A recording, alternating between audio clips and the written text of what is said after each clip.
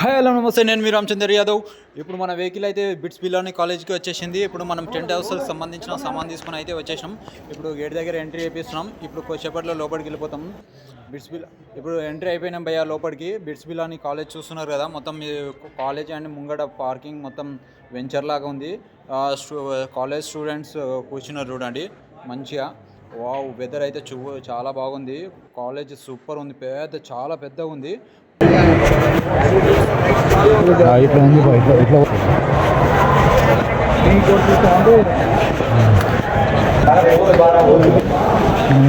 College కూడా చాలా పెద్దగా ఉంది. మస్తు అంటే మస్తు అనిపించింది.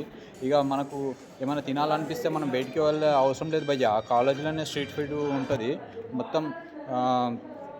బిర్యానీ కానీ, కాఫీ కానీ, జ్యూసెస్ కానీ ప్రతి ఒక్కటి కాలేజీలో దొరుకుతుంది. బట్ ఒకట్లో అయితే కాదు భయ్య, దాని దగ్గర మనీ పే చేయాలి.